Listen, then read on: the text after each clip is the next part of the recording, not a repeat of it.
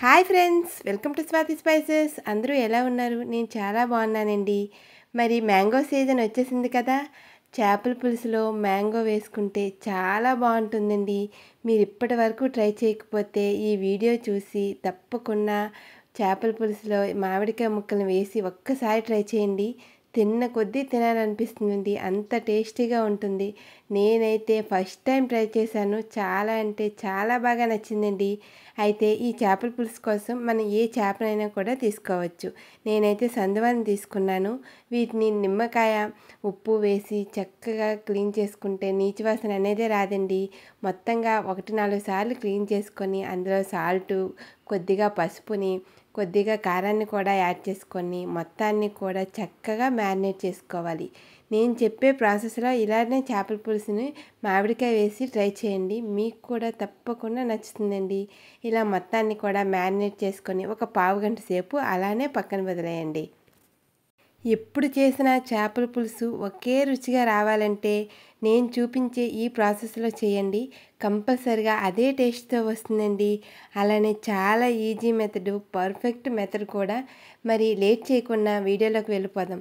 ముందుగా ఈ చేపల పులుసు కోసం ఒక కడాయిని తీసుకొని, చేపల పులుసు కోసం కొద్దిగా ఆయిల్ ఎక్కువగానే పడుతుందండి. 4-5 టేబుల్ స్పూన్ల వరకు ఆయిల్ యాడ్ చేసుకొని, ముందుగా 1/2 టీ స్పూన్ వరకు మెంతులను, 1/2 టీ స్పూన్ వరకు జీలకర్రను, 1 టీ స్పూన్ వరకు ఆవాలను, 2 రెమ్మల కరివేపాకును వేసి చిటపటలాడే వరకు వేయించుకోండి. ఇందులోకి ఒక 3 పెద్ద సైజు ఆనియన్స్ని గుండగా తరుగుకొని యాడ్ చేసుకోండి. మరీ మెత్తగా మిక్సీ పట్టుకోకుండా ఇలా మనకి వీలైనంత వరకు గుండగా తరుక్కోవాలి.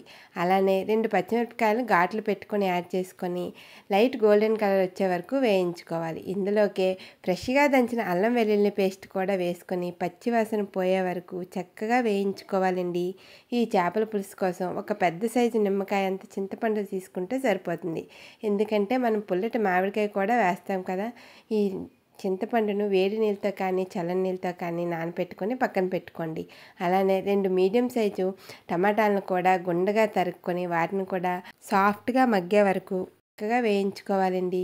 ఇందులోకి కారానికి తగ్గట్టుగా ముందుగా ఆల్రెడీ మనం కారం మ్యారినేట్లో వేసుకున్నాం కదా, ఇంకొద్దిగా కారాన్ని యాడ్ చేసుకొని 1/2 టీ స్పూన్ వరకు పసుపు, టీ స్పూన్ వరకు ధనియాల పొడి, 1/2 టీ స్పూన్ వరకు వేయించి పెట్టుకున్న జీలకర్ర పొడిని కూడా యాడ్ చేసుకొని మొత్తాన్ని కూడా దోరగా వేయించుకోవాలండి. ఇలా ఆయిల్ సపరేట్ అయ్యే వరకు మొత్తం కూడా వేయించుకోవాలి. మనం ముందుగా నానబెట్టి పెట్టుకున్న చింతపండు రసాన్ని కూడా అందులో యాడ్ చేసుకోండి. అలానే ఒక 1.5 గ్లాస్ వరకు వాటర్ని కూడా యాడ్ చేసుకోండి.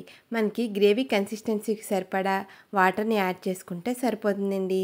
ఇలానే మొత్తాన్ని కూడా ఒకసారి బాగా కలుపుకొని సాల్ట్ అడ్జస్ట్ చేసుకోవచ్చండి. ఈ టైంలో ఏమైనా సాల్ట్ సరిపోకపోతే యాడ్ చేసుకోండి.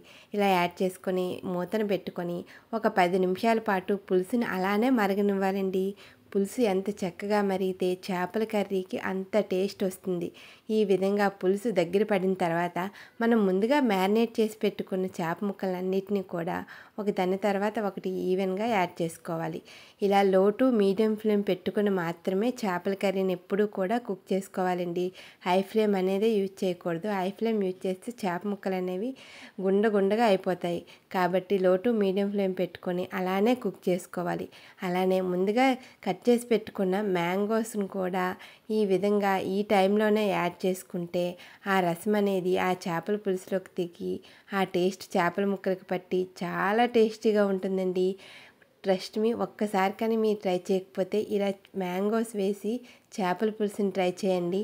తిన్నారంటే మళ్ళీ మళ్ళీ ఇదే విధంగా చేస్తారండి. ఈ చేపల్లోకి కొత్తిమీర వేయవలసిన అవసరం లేదండి.